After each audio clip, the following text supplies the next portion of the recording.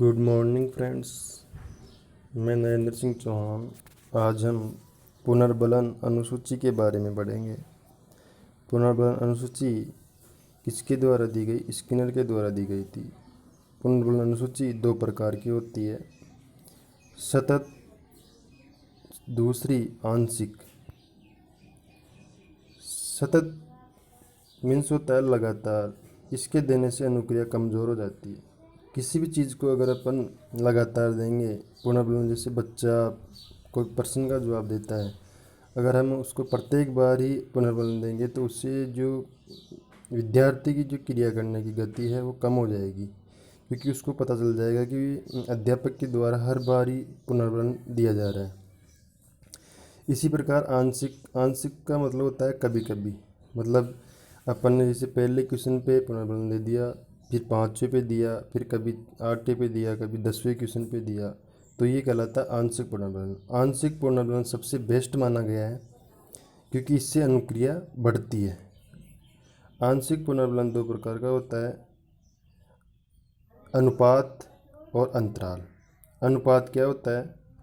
अनुपात का मतलब होता है कि अनुक्रिया की संख्या पे दिया जाता है, जैसे 2 पे, 3 पे, 4 पे, 5 पे। अनुपात को हम दर और प्रतिशत भी कह सकते हैं।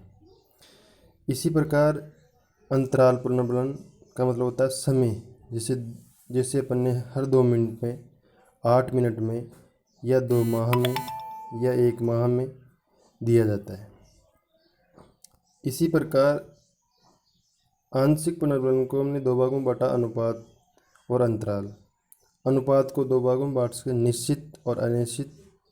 अनिश्चित को अपन परिवर्त्य भी कह सकते हैं, जो सबसे बेस्ट कहलाता है।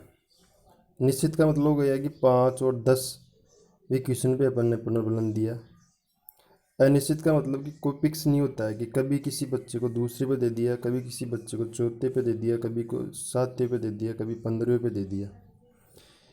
तो सबसे बेस्ट माना गया है अनिश्चित पुनर्बलन को। और वैसे पूछा जाए सतत और आंशिक में, तो आंशिक सबसे बेस्ट माना गया है। इसके बाद अपन पढ़ेंगे अंतराल पुनर्बलन। अंतराल पुनर्बलन भी 2 प्रकार का होता है, निश्चित व अनिश्चित पुनर्बलन। इसको परिवर्त्य, अनिश्चित को परिवर्त्य भी कह सकते हैं।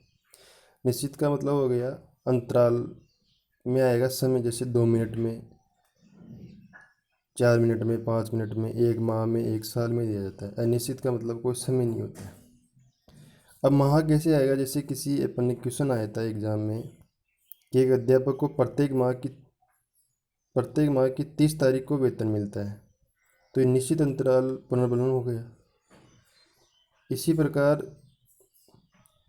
प्रकार हम निश्चित और अनिश्चित पुनर्बलन अंतराल को समझ गए। सबसे बेस्ट पूछे सतत और आंशिक में, तो आंशिक सबसे बेस्ट है, और निश्चित और अनिश्चित में से पूछे तो अनिश्चित पुनर्बलन सबसे बेस्ट है। इस चैनल को सब्सक्राइब और शेयर करें। धन्यवाद।